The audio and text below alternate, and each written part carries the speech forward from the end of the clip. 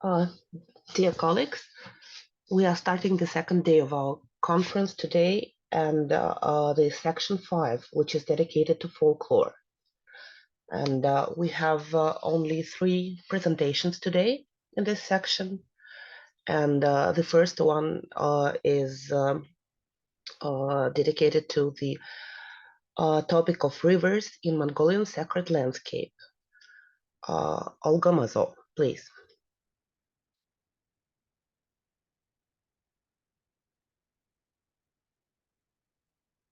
Звук.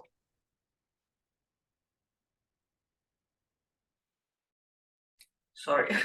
So, can you see my presentation? Yes, it's fine. Okay. So we prepared this presentation and today's report together with I.Gruntov, but unfortunately he can't participate today, so I'm the only person to speak today. So our topic is rivers in Mongolian sacred landscape, and on this photo you can see one of the most famous Mongolian river. It's called Anon, and this photo is made near the place where Chinggis Khan was born. And in sacred history of Mongols, we can read several stories about fishing, how Mongols went fishing, and even the story how Chinggis Khan, when he was a boy, when he was young, he went fishing in Anon. But,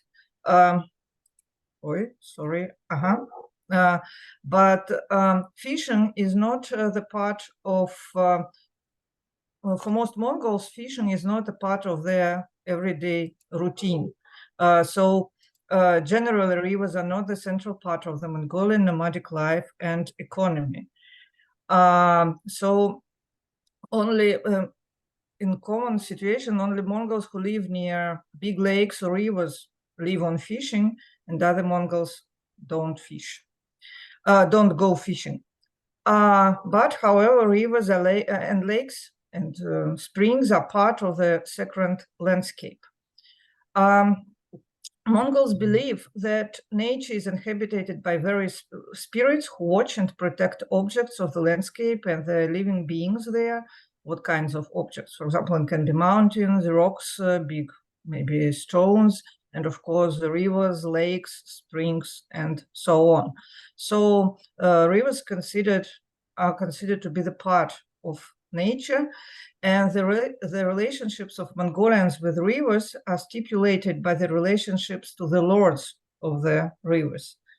And our report is based on the fieldwork materials. First of all, it's the fieldwork materials of the Center of Typological and Semiotic Folklore Studies of Russian State University of the Humanities. And Ilya and me, we took part in some of these expeditions. And on the materials of the expeditions of ourselves, they were made in 2019, and the last one was in 2023 in August, and there were expeditions to Mongol Khamnegans who live in the northeastern part of Mongolia.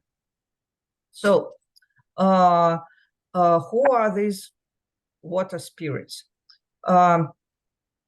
In Mongolian, they are called lus, and this word, as well as this concept, came from Tibet, from Tibetan language and from Tibetan culture. And besides lus, who are considered to be water spirits, Mongols believe in savdaks. It's also the Tibetan concept. In Tibetan, it can be from Tibetan. It can be translated as a land ruler. Savdaks are spirits who protect land and can be called the lords of the land or earth spirits, something like that. So usually Mongols, they combine these words together and speak about lus savdaks, and some people even say that lus is the same concept as savdak. If we speak about the appearance in Tibetan tradition, and you can see the picture of a typical lus, of a typical Tibetan lus, you can see that the upper part of his body is of a human being, and the lower part is of a snake. But if we speak about the appearance of of Mongolian loose, the situation is a bit complicated. So when Mongolians are asked about the appearance of loose, many of them say that they don't know how do they look like, but they admit that loose can be male or female. One woman, she said that they look like a 3-year-old child. Even if people don't know anything about the appearance, they say that loose can be of different colors. They can be black, white, or blue. And Khamnegan shaman who lives in Mongolia, in China, he told us that lots of the rivers, they look like fishes of different colors. Or it can look like a one-eyed fish, and that is the narrative from Mongolia, that there was a Russian language teacher in Samon, and he caught a one-eyed fish in the river Bayangol, and it was a Galin Savdak, or it's the lord of the river, and he caught a lot of such fish, and then he died quickly. But a very important features of loose is that they are blind. Many people told us that they are blind, they can't see, but they can hear very well, and this feature will be very important. It's interesting that that when people speak about Lord of the Lakes, then they describe it like a car of a bull who lives in the lake, and sometimes he goes out of the lake and returns back. And usually this bull is or car is of an unusual color. It can be white or blue or yellow mottled. What do we know about their behavior? Many looses can be furious and dangerous, but not all of them. And sometimes people try to manipulate with the behavior of the loose with special methods. And we recorded such a nice narrative about a river. It was originally called Turgen, that means fast, and it was very fast and dangerous. So locals, they decided to rename it in order to change the character of the river. So they called the river Bukh, that means Bal. But this renaming didn't change the character of the river. So they tried again and named the river Shar, that means castrated bull or ox. And then the river became still and calm as the castrated bull. Because most probably it's a folk etymology, because the river can be called after the Kalaterm Shar, which is a typical name for Mongolian rivers. But nevertheless, this narrative, this legend reflects the interesting aspect of relationships between people and spirits, and how changing of the name can change the character of somebody or something. What else do we know about looses? Everyone in Mongolia knows about Lusun Horol, or curse of a loose. So when the spirits are injured, when they're disappointed, they can curse people. When do they curse? When someone digs earth near the river or somewhere else, pees in an improper place, cuts down trees, spills milk in the water, touches stone, or even collects flowers or berries near the water. Another situation, people told that nature can be used, fish can be caught, but not too many. And about people who kill too many animals or catch a lot of fish, one can say the loose will punish him. Lusun Horol Bolson. And he will not live long. Or when someone throws rubbish, some dirty things in the river, and pollute rivers, lakes, and springs. As a result, the result can be even dangerous. People even can die. So this is narrative. Two guys went fishing. Before they could catch a fish, they got caught in a whirlpool, couldn't swim out, and drowned. Another typical situation that losers send different diseases. Usually it's there's some kinds of skin diseases, but sometimes it can be something else. And usually these diseases can be cured by medicines, by doctors. So there is a narrative. The first sign is festering sores. Medicine is powerless. Someone has done something bad to nature, and the loose itself has got the disease. And it sends it back to the man. So first it's necessary to cure the loose, and then the man will be cured. So maybe you remember that in many people consider losers blind, so they can cause different eye diseases or even blindness, and they were not only for this person but for his descendants too. For example, if Luz curses, there will be blind people in the family up to the 7th generation. And it often happens that people become blind and mute. Losers can be blind, and in this situation, they can curse an innocent person because they can't see and they can miss their target. So we were told that sometimes not the guilty person is harmed, or not only the guilty person is harmed, but also the person who is next to him. What a person can do in such situation if he is cursed by Luz? He should go to the magic specialist. He should go to Lama or to a shaman and ask for help. And Lamas, they read special books. And shamans, they somehow communicate with these spirits, and you can be cured. We were also told about some another way. So there are lamas in Gandan. Gandan, there is a misprint. And every year they make a mandala out of sand, which is then destroyed. Half of the sand is thrown into the river Tola, and the other half is given away and sold. And this sand can be used as a treatment for Luz. It's like a pill to a man. But sometimes not only lamas and shamans can help you, but there are also some specialists, and they are called themselves. So you can see the advertisement of a person. He said that he's a doctor, a professor, and he can cure different diseases and help in different situations.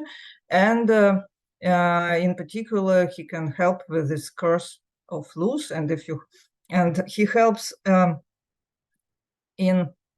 he can cure everything. So you can just phone him and ask for help. Not only dirty things and rubbish can pollute rivers. Traditionally, worshipping in Mongolia require milk offerings, but not in the case of river worshipping.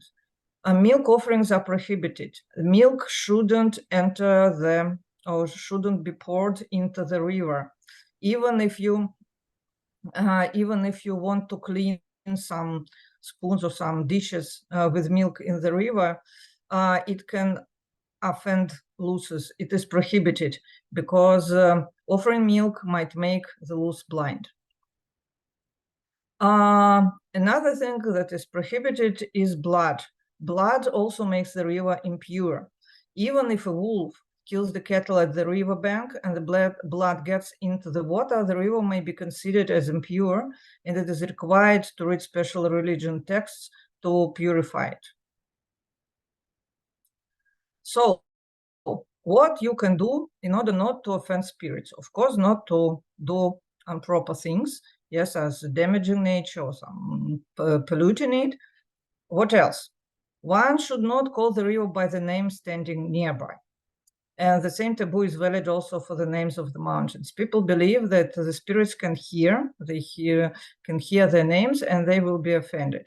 So the rivers are usually called Mother, Edge, or Hatton Queen. And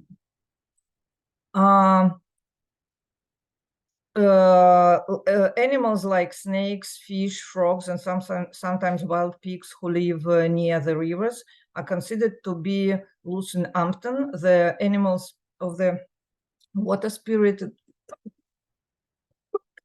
Sorry, the animal of the river spirit, and you can't kill them. There are a lot of stories which describes that some person kills a snake or kills many snakes and he died. So there is a taboo to kill animals of the river or water spirits. If you need to do something improper, for example, to go hunting or to dig earth or to cut wood, you should ask permission from the spirit, or you just can say that it is not you who dig, cut, or do something improper, but that is someone else. For example, the chief of your brigade who asked you to, or who sent you to do that.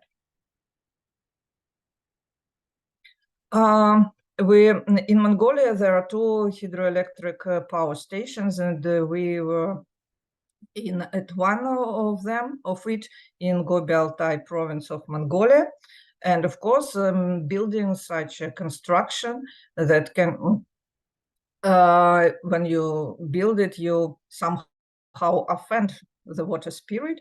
And the ex-chief of this power station told us that the lot of this river is very furious, and he knew about it. And even he is a communist, he is Marxist, but he believes in this laws. And he told Chinese workers who constructed this station that they should be very careful because Luz is very furious.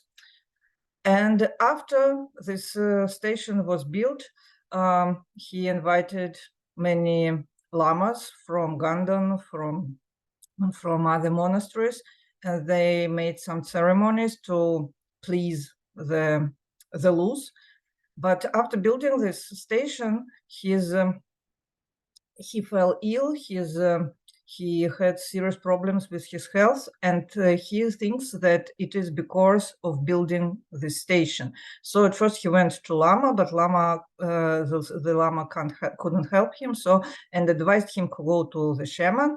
And now when we visited him, he told us that the shaman was curing him.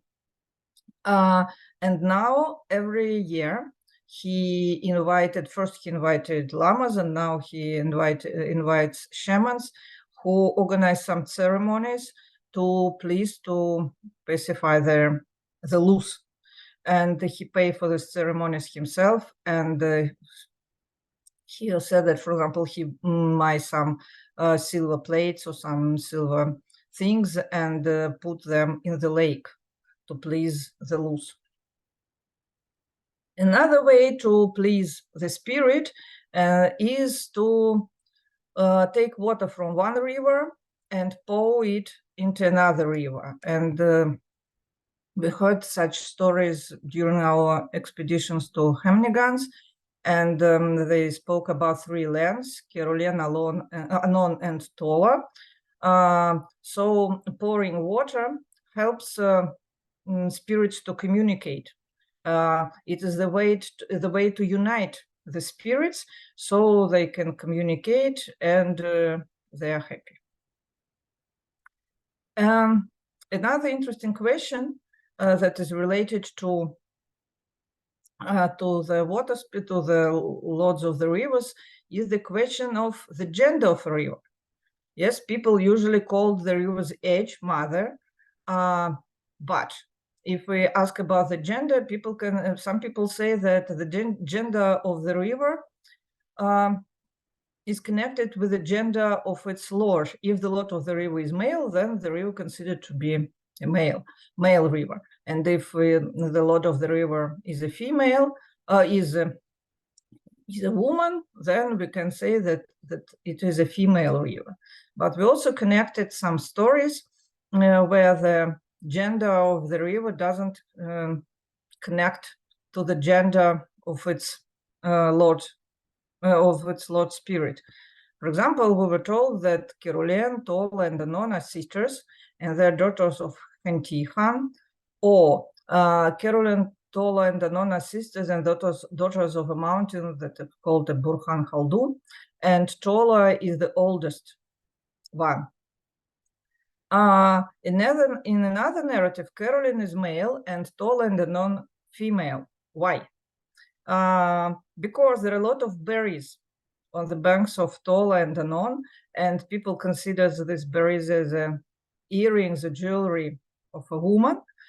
And so Tola and Anon are considered to be females, and there are no berries on the banks of Kerulen River. So Kerulen is considered to be a male. And sorry, we only have river, yes, 1 minute. I know that. Just I'm finishing. River is a sacral border. There were two narratives where wild woman or mom, another folklore creature, can capture men and make them live together in a cave. They're afraid of river water. They can't cross the water, so men escaped from such persons by crossing the river. And here are my conclusions. So attitude to the rivers are the integral part of the Mongolian attitude to the nature in general, which is deeply connected with the idea that all the nature is full of protecting spirits, and the spirits are often furious and dangerous. In order not to offend the spirits, lords of the rivers, and to gain their benevolence, people worship them, protect rivers from polluting, and do not kill rivers animals without permission of the spirits. Besides, there are ways to make the spirits happy and joyful, hence the ritual of making rivers meet. Rivers lords worshipping is still alive and actual in modern Mongolia, not only among older people, and there are certain narratives discussing gender of the rivers. And also rivers may be sacral border, which evil creatures cannot cross. So thank you for your attention. Thank you very much for this very interesting presentation. Are there any questions?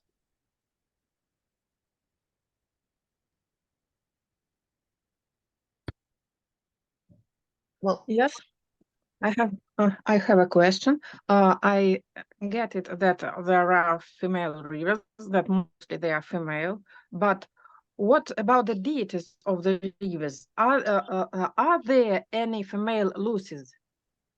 The problem is when you ask about the gender of luz, some people can't answer it, or they say, okay, luz can be female or male. For example, we speak about the rivers.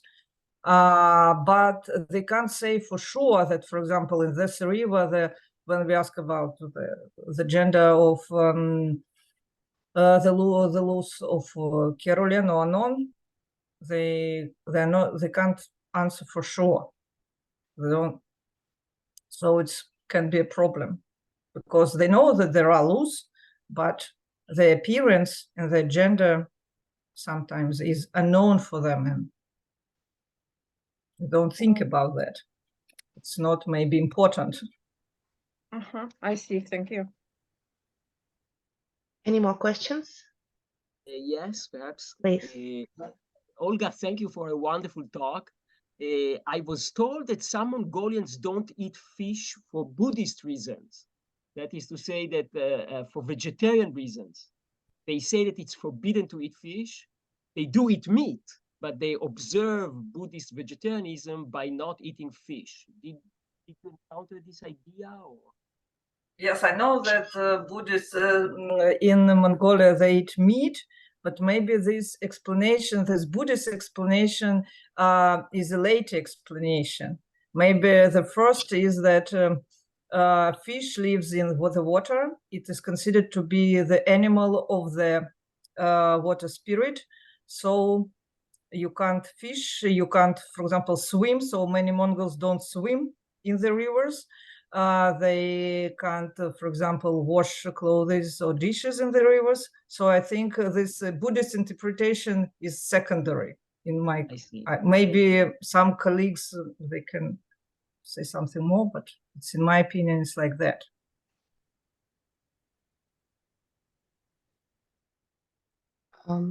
Any other questions? Oh, I have just one. How common is it that the water spirit is connected with a bull? I mean, in world folklore, because we have these kind of legends in China. Yes, and yes. Is it the East Asian thing, or? Oh, of course, it's not a common? typical Mongol topic. Of course, we can find it in many other countries. But it's interesting that these bulls or cows, they live only in lakes, not in rivers in Mongolia. Yes, but yes, this subject can be found. This plot, this narratives can be found across the world. Yes, you're right. Thank you. Thank you. Thank you very much. We have to move on to the next presentation, but thank you very much, Olga. Our next presentation was scheduled to be also about Mongolia by Alevtina Solovyova, but she's unfortunately unable to join us. So we are moving forward to Anastasia Pogadaeva, and the topic is Korean folklore, reboot, new versions, interpretations, and relevant topics. Please. You have to switch the sound on. Oh, sorry. Yeah. Hello, everyone. Yeah. Can I share the screen because it's disabled? I don't know. Yes, just a second. Mm-hmm.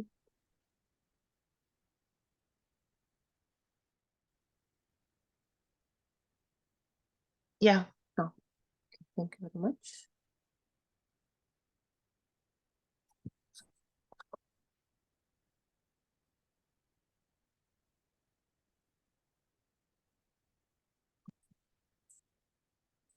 So today I would like to talk about Korean folklore, and I think it's a very interesting topic, how folklore really change and reboots in modern society. That's why I call it the reboot, yeah, of the folklore. And first, several words just in general, that there are a lot of efforts made in Korea to preserve its folklore. The process started quite late. The active preservation of folklore, it's 60s, 70s of the 20th century due historical, political reasons.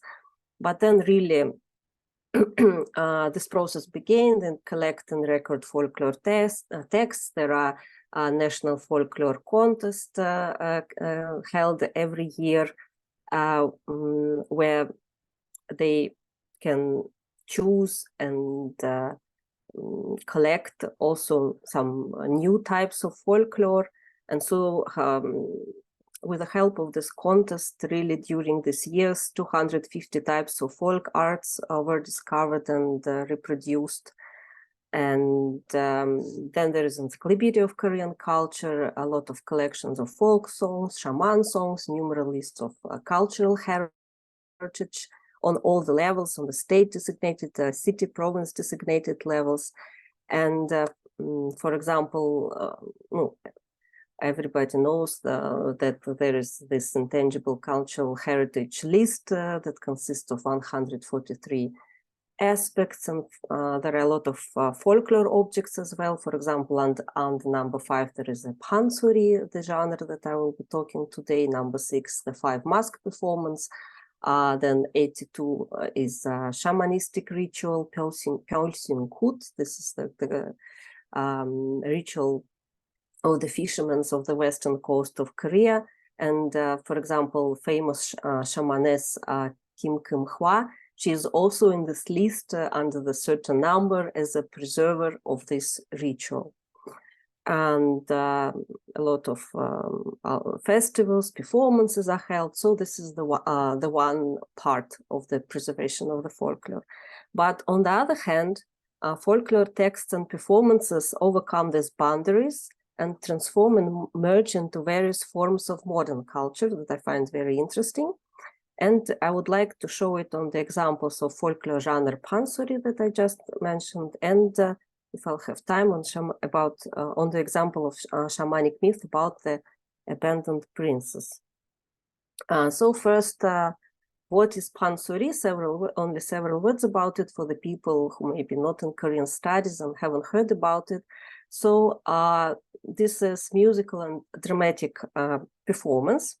The word consists, the term consists of two words actually. Pan is a place and scene, and sori is a sound or a song. There is a singer, sori-kun, and the drummer who is playing Korean traditional drum that's called puk. And the singer, he's alone, and he's basically performing all the roles in this performance. So he's really changing, and it's very difficult. And there are also a lot of recitative and some gestures that help him to show the changes in the plot, facial movements, and the drummer also from time to time makes various sounds that the singer can help his restore his breath and continue singing, and there is also some communication with the audience.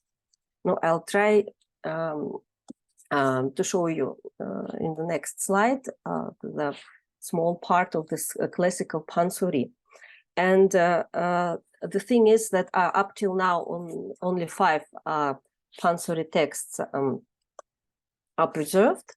This is the song of Chunhyang. This is very famous Korean plot. There is also a novel, a fairy tale. Then the song of Hungbu, Hungbu and Nalbu, and it's very, very famous Korean fairy tale about the 2 brothers, one evil, one kind. But again, I'm not now talking about all this pansoris in details. Then the song about the underwater palace, the song of Sim Chon, and the last one taken from the Chinese plot from the Romance of 3 Kingdoms, the song about the Battle of Red Cliffs. And so these 5 songs performed up till now. But the problem is with the pansori that they are quite difficult texts. They can be performed up to 8 hours. Of course, now cannot really find this because they shorten it, but in general, it really can be very long. And it's quite complicated for the people to listen because there are a lot of Chinese idioms and different old words. So really a very difficult genre. So I want to show you just a small part how it looks like.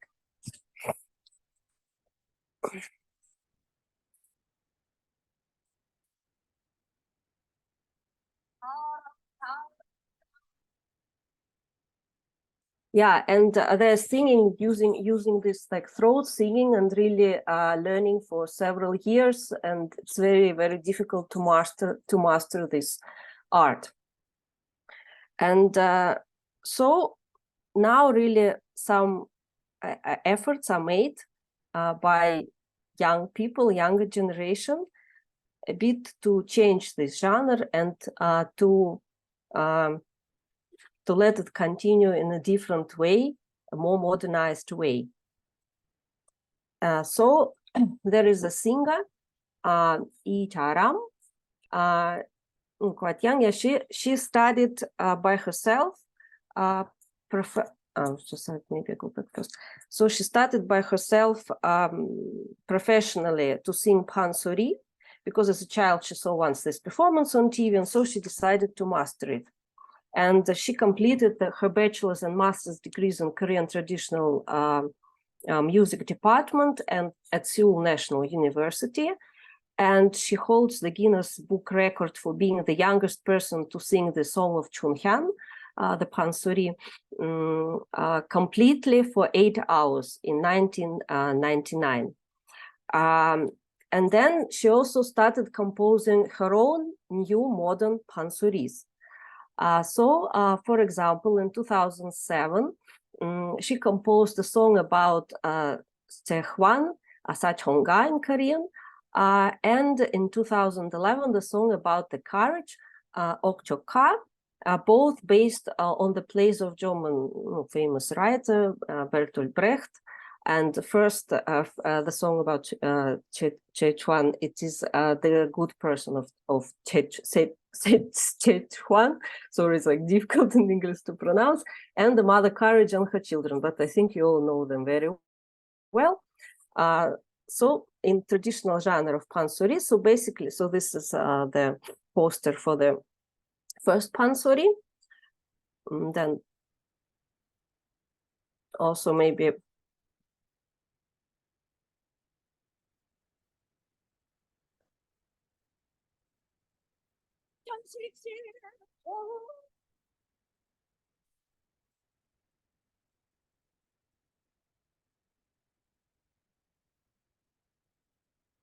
right.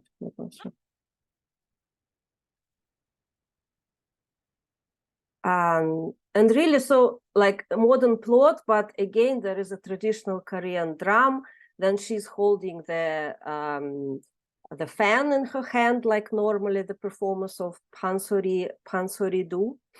So no, the second maybe I will not show you part from the second song. We don't have a lot of time. Then in 2014, she also composed the short stories of pansori, part 1. It consists of 2 short pansoris, The Ugly Chumul and The Murder, based on the short novels of famous Korean writer Chu Yo-sop. And in 2016, she composed the Song of a Stranger, based on the short story Bon Voyage, Mr. President, of the novelist Gabriel Garcia Marquez. So here also I would like to show you a small part of it.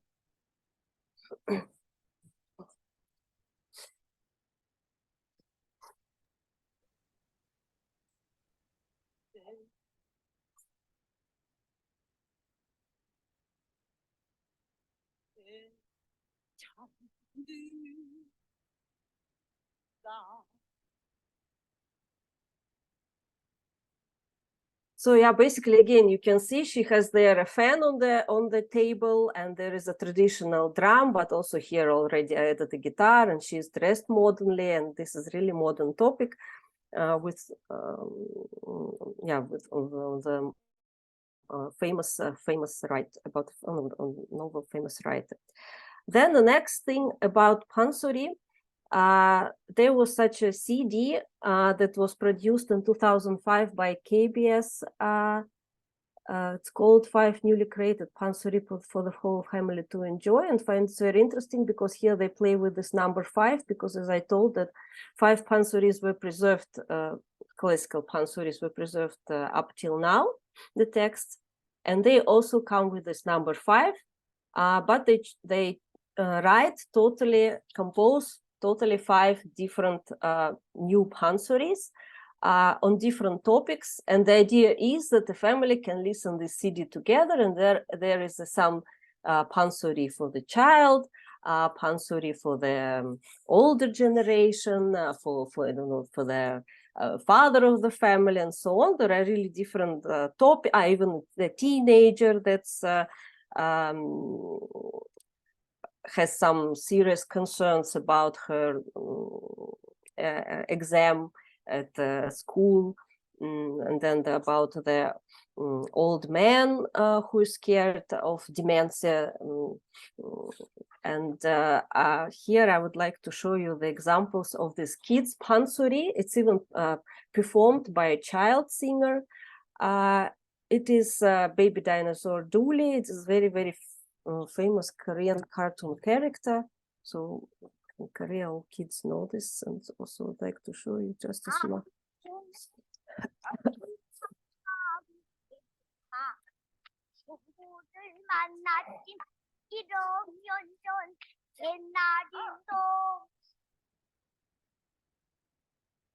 And okay, then the next pansori, there is a famous pansori pop band, so called Inalchi. It is it was formed in 2019. Consists of 4 traditional singers, 3 women and 1 man. Again, they graduated from Seoul National University, from this department of traditional music. So they really studied this pansori. No, they can sing classical pansori. So for them, it's really something very important in their life. But again, they wanted to change it a bit to the audience, to the young audience, that they would like to listen it just maybe like normal music. And so the band has its name, this Inalchi, after the famous pansori singer Inalchi. Oh, here I have a mistake, Inalchi. And the first album was influenced by classical pansori, the song about the underwater palace, Sugungai, also mentioned in today. And the track from this album, The Tiger is Coming, Pomnereonda, was released as a non-fungible token. No, now it's very modern when they sell this for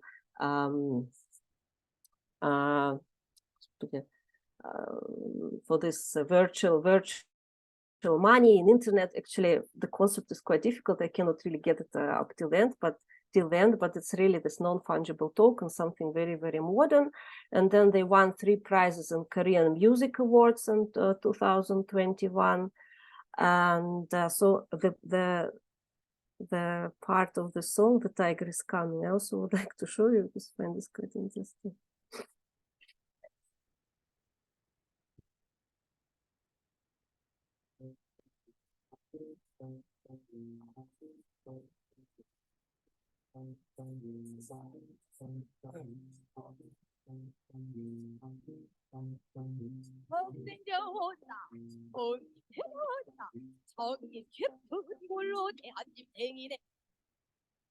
Yeah, so it looks like this. And then they also appeared in the video series Feel the Rhythm of Korea, produced by Korean Tourism Organization, promoting Korea abroad, and they're promoting the major cities of Korea, 5 major cities of Korea. And as for the September 15, 2020, including the numbers of records of these videos in Facebook and TikTok, the total number of viewers was said to be more than 260 million people. And so I would like also to show you just a part of this video.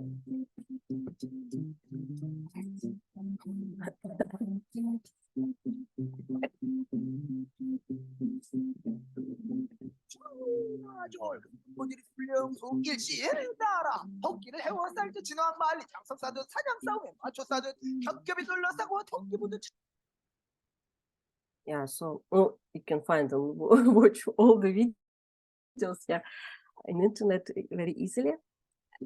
And yeah, so this is shortly what I found about pansori in modern times, how it's changing. And now I would like to give you several examples of the shaman myth, if we have time.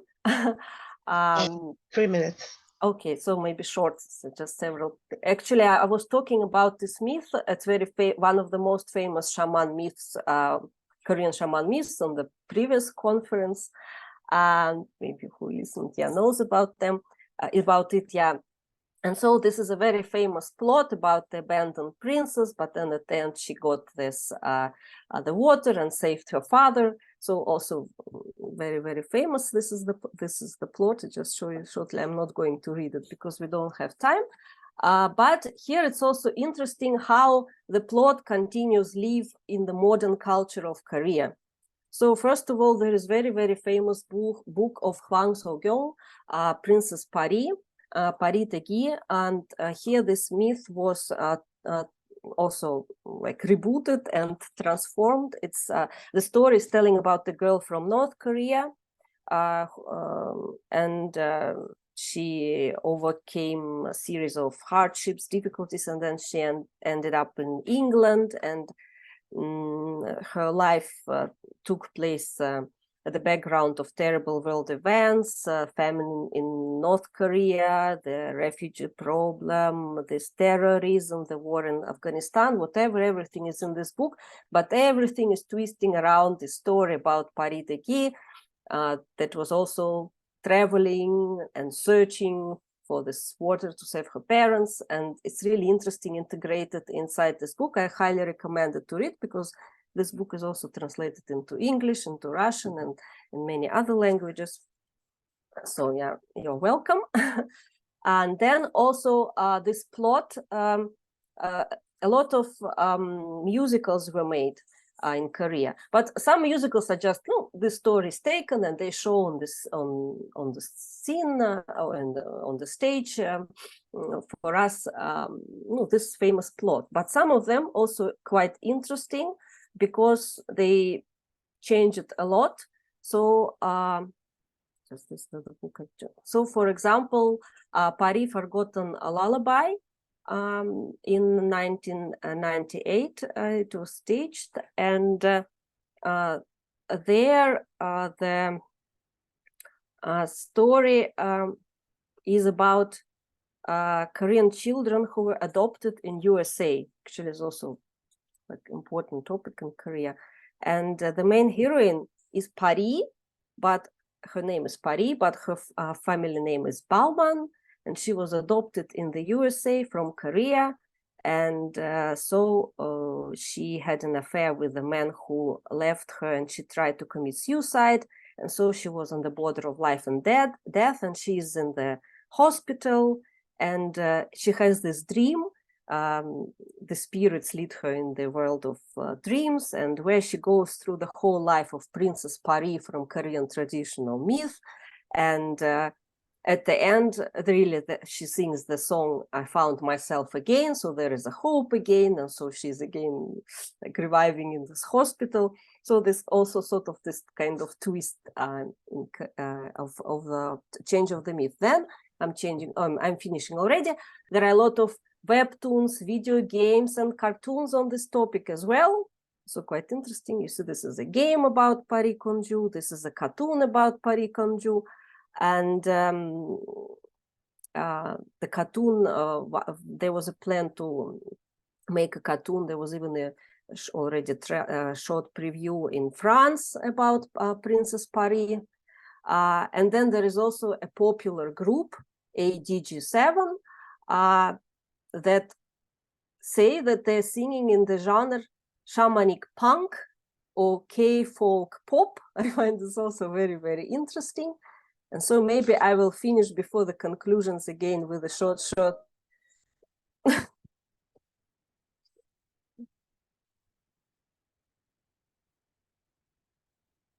this was advertising for their performance in Canada. And so conclusions, really folklore became popular representation of traditional Korean culture to Koreans themselves and abroad. It is used to manifest Korean identity and became a part of Korean national heritage, which every Korean can be proud of. Then folklore became the instrument of soft power to promote Korea or some certain parts of the country. And some Korean folklore plots transmitted to different levels, and which are based on modern problems such as gender issues, feminism, globalization, and etc. So thank you very much.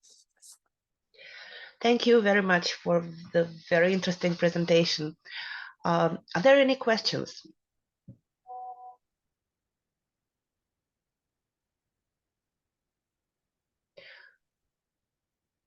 If not, I have a question. This modern pansori, are they still pretty lengthy? I mean, 8 hours or 5 hours, or are they shortened for the modern viewer?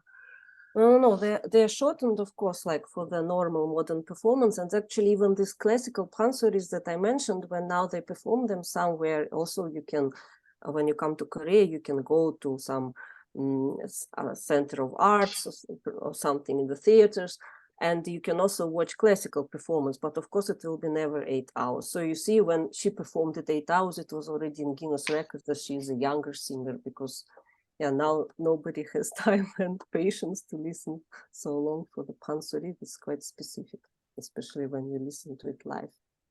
Usually the 8 hours, I mean, in China, in the theater, you can go out, come back, have lunch, drink some wine. So it is like the dinner theater or something. Is it the same? No, they Korea? don't do like this. No, as far as I know, yeah, because it's normally in the theater and it's just shortened, and they watch the shortened version. No, I mean the classical one. Classical ones, yeah, sure. Classical ones, it was like even outside, often in the evening when it's not so hot, and also there's a place some for interpretations.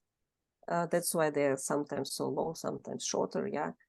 But yeah, then the texts were recorded. So pansori on the border between folklore and literature, because some texts were recorded later. No, it's not very like recorded like preserved, but really there was some writer or something who changed it and made it more in literature form. So that's why sometimes in literature they also talk about pansori.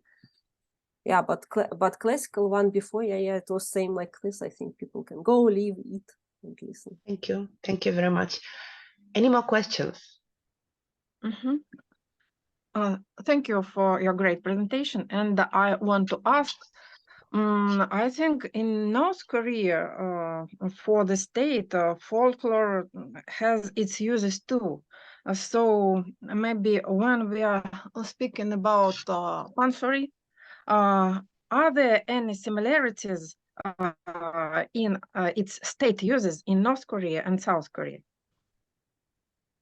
Similarities with what? Sorry.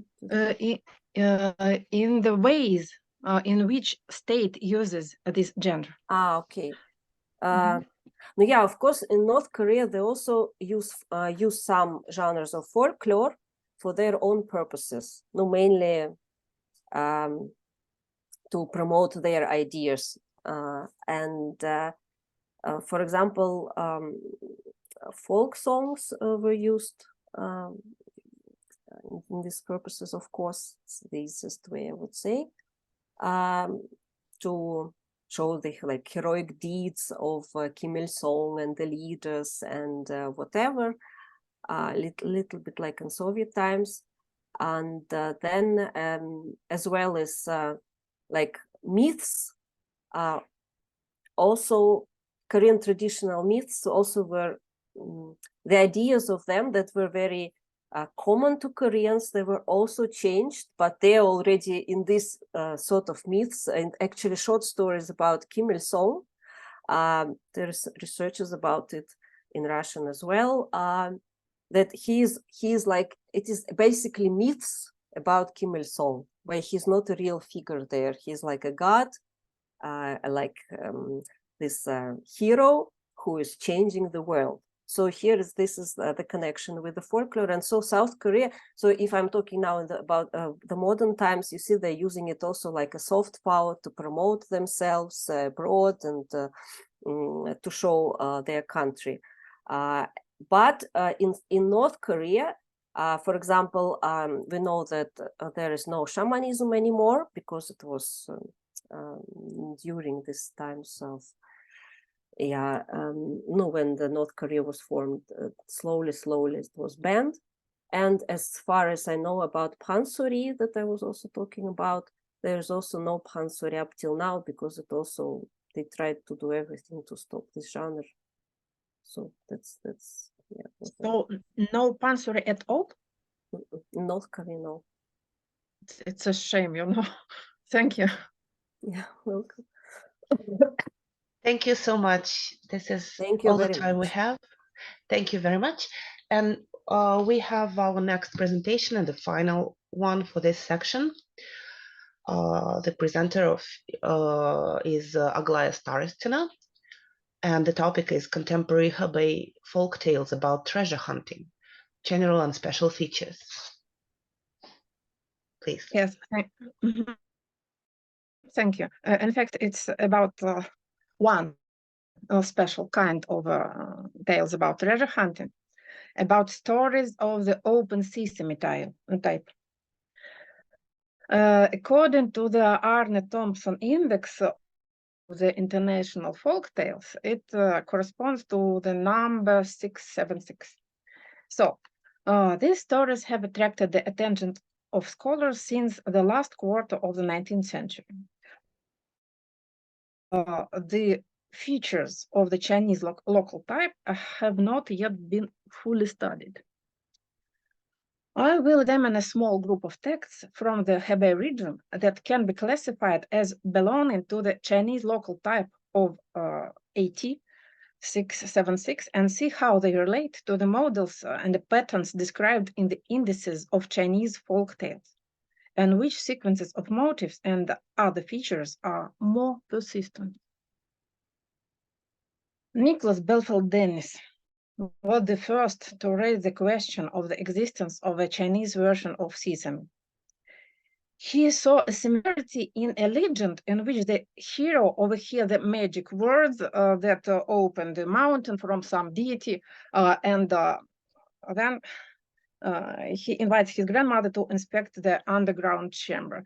There is no treasure in the cave, and in fact, it's not very like the traditional open sesame, but we have the rudest pattern. A person overhears the words, he enters the cave, then the other person enters the cave, but she is unable to come out, and she dies in this cave.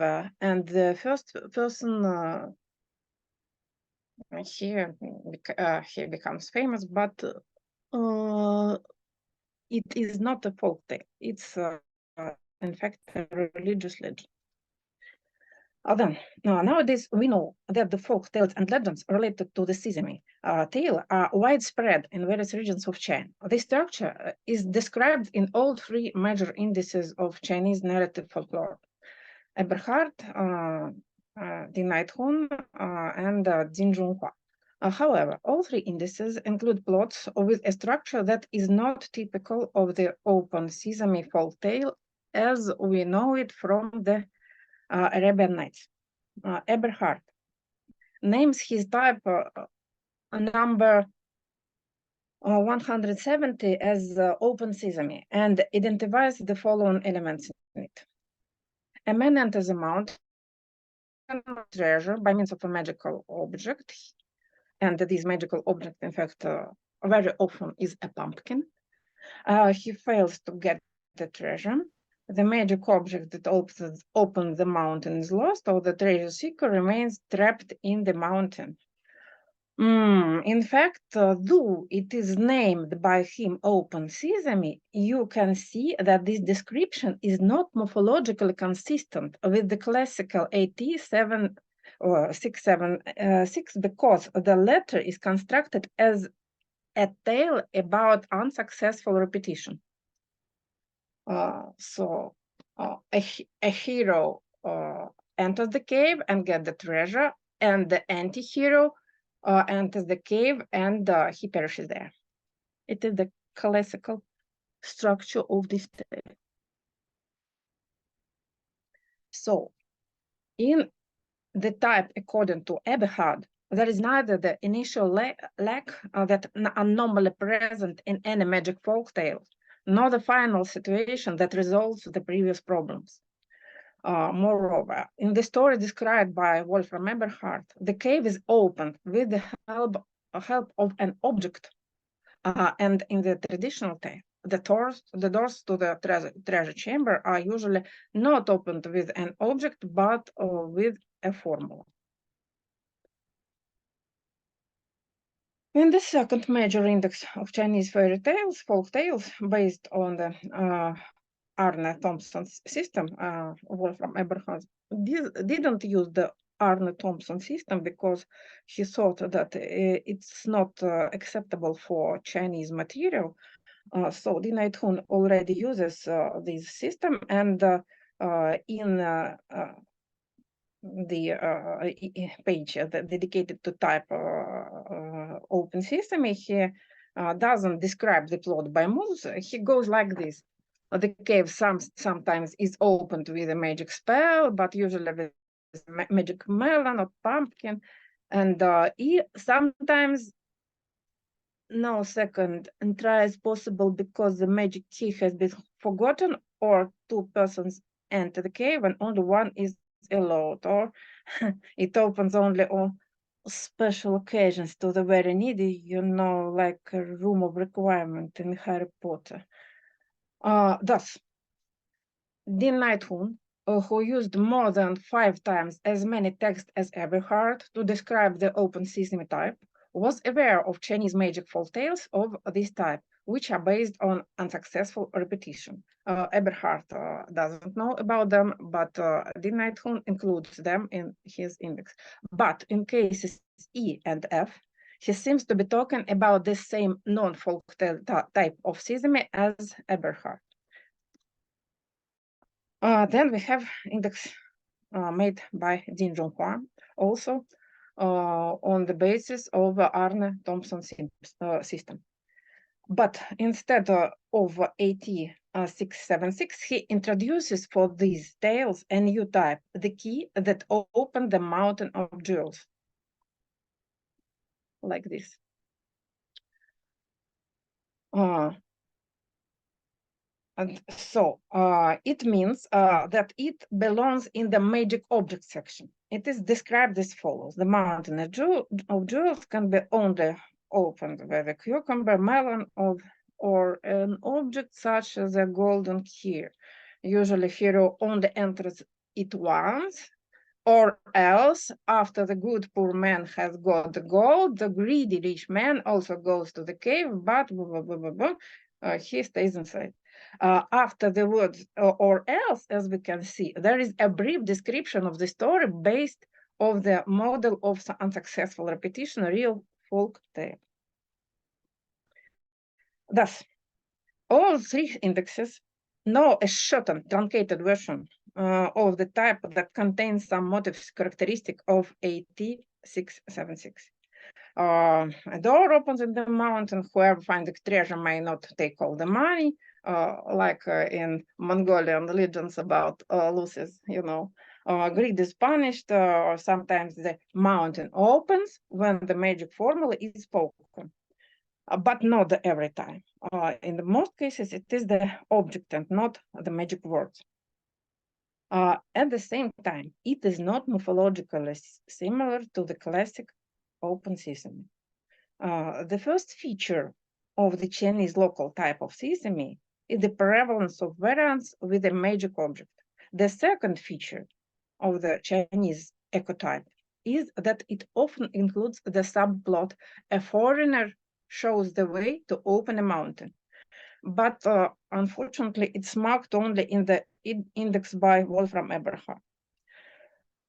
These features have been covered by folklorists in one way or another. However, descriptions of the narrative type that take them all into account are still lacking. If we conduct a series of studies of collections of narrative folklore from different parts of the country, it's quite possible that other features of the Chinese sesame will be discovered.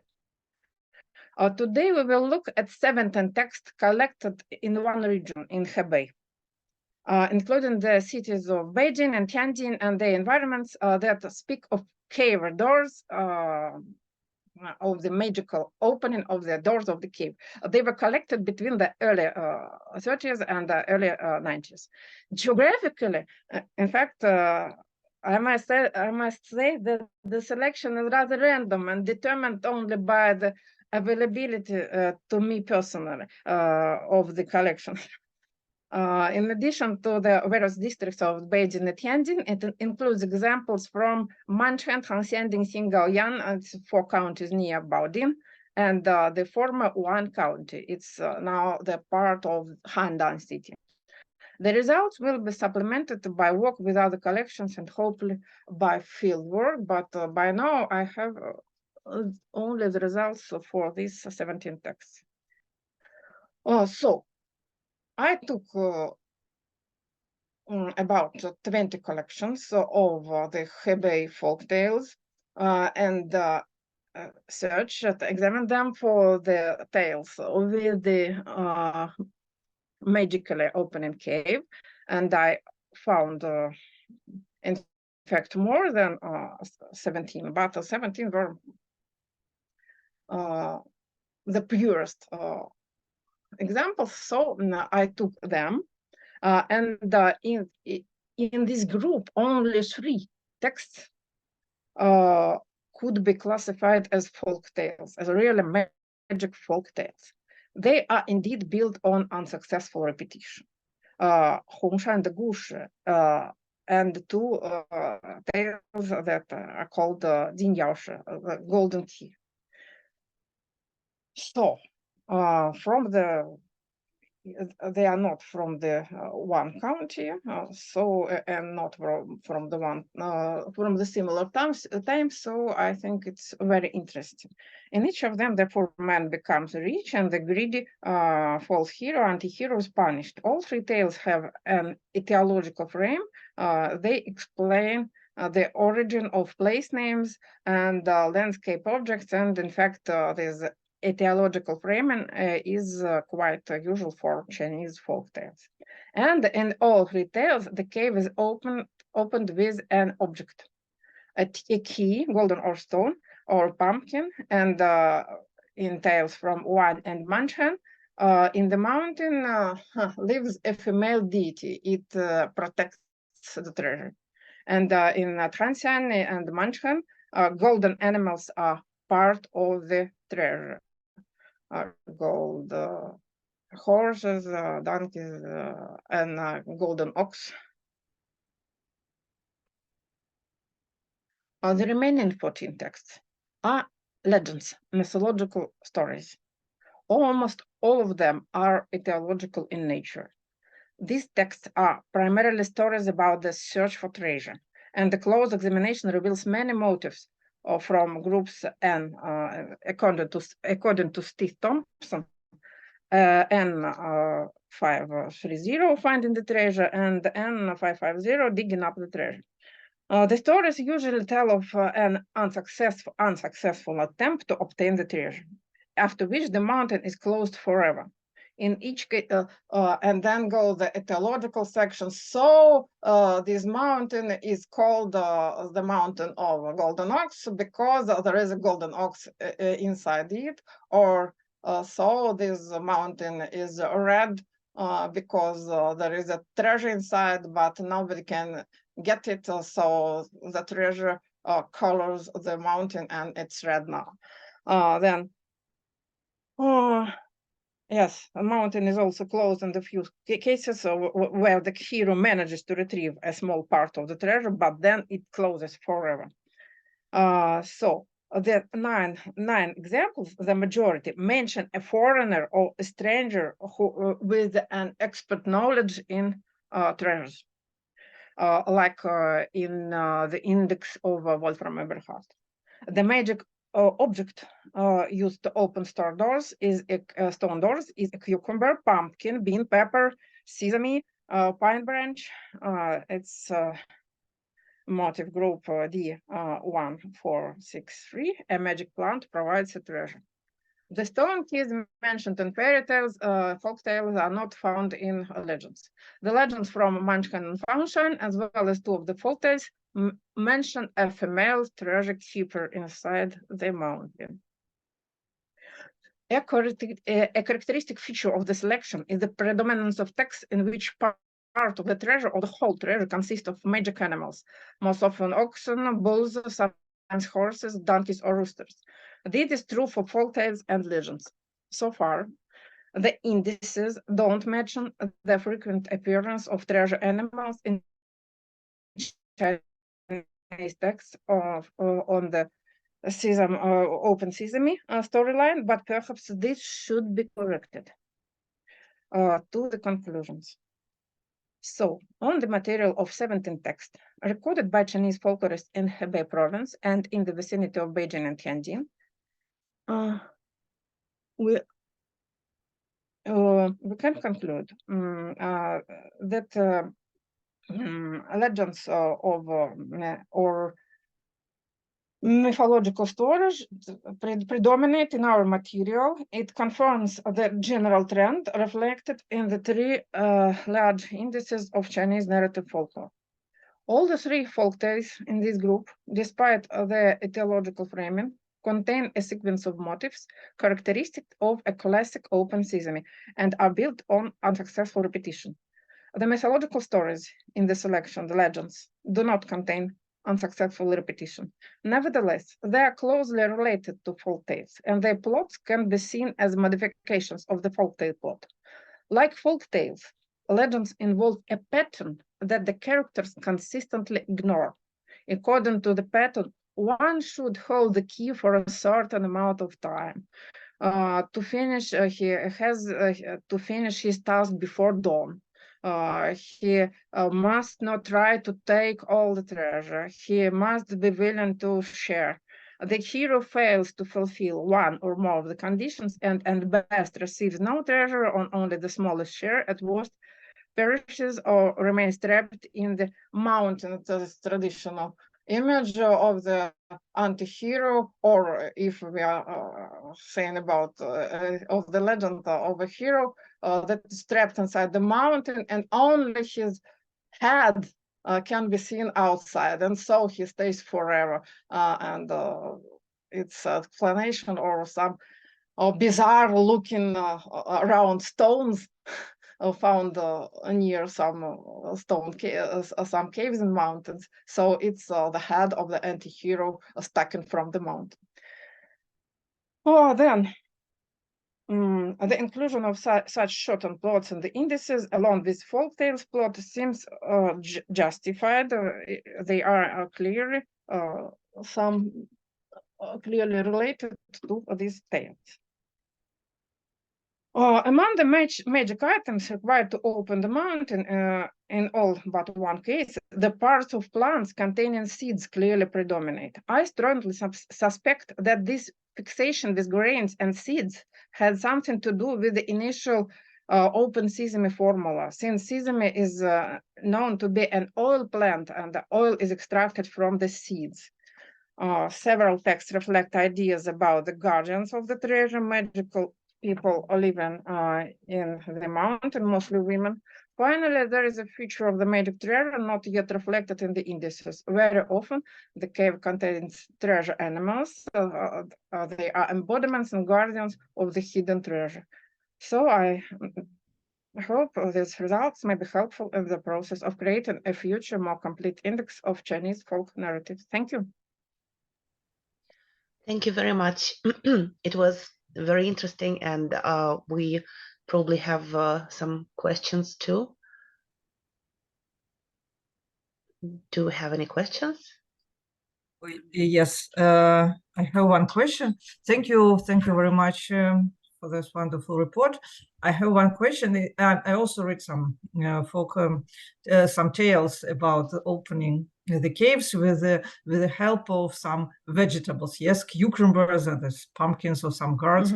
So it's very interesting. Does this is that this motive of opening the caves or some secret places by means of concrete vegetables is found in folklore of other people, not or it's a Chinese invention? As far as I can see, there is a lot of examples in which people open the treasure caves or find the underground treasure with the help of a plant. It's in Russian tradition and in German and maybe all over the world we find such examples. But the plants with seeds,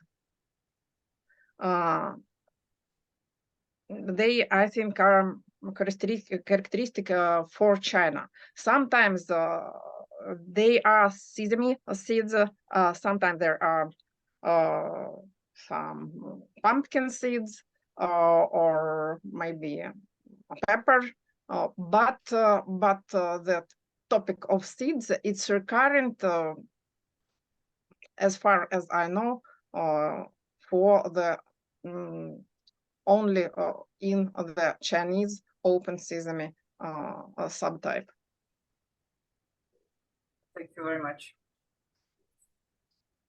Any more questions? Yeah, perhaps. Thank you for a wonderful talk. I wanted to ask, in China, of course, as you know, the immortals also live in caves, in what are known as Dongtian, yes, the caves that contain heaven.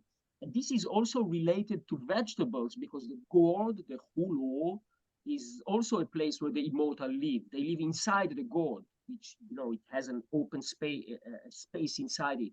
So do you see any connection in your legends between treasures and immortals or the gourd? Thank you. Yes, of course, I can see the immediate connection. If we look at the type of open sesame, we can see that on the some level, on the I don't know, maybe in sometimes the stories about caves with immortals are merged with the foreign tales about the treasures in the cave. And we have some tales in which the immortals are guarding the treasure, or the person who is going to the cave is in fact stealing the treasure from the immortals. And of course, the gourd or the pumpkin, there are common attributes for immortals. So I think that maybe the choosing not of the pumpkin is and the gourd are more often used in the tales than the sesame or the other seeds. I think it may be due to the connection to the folklore of immortals. So I think you are completely right. Thank you. Thank you very much. Are there any more questions? I have a short one. The foreigners that I mentioned in those stories, who are they? They are from Western regions or nomads or whom? You know, all the kinds. It's in fact, it's connected with the stories from the Tang dynasty about Huren that know about the treasures. Huren, you know, it's a very vague term, but in fact, we have all kinds of foreigners. We have Germans, a German priest in one tale. Then we have Persians and some unspecified person that is Muslim. Muslims maybe they are more common, and then sometimes it's even not the foreigner, it's stranger, it's Chinese. He's Chinese. He's from the south, and maybe he's not from the south, but he's traveler. He's traveling doctor, or maybe traveling monk, or something like this. So foreigner or stranger, and it's not important what kind of stranger he is. Thank you very much. Thank you. And this concludes our section on folklore. So we are having a short break now until 10:30. We will continue here in this conference for the keynote lecture. Thank you. Thank you.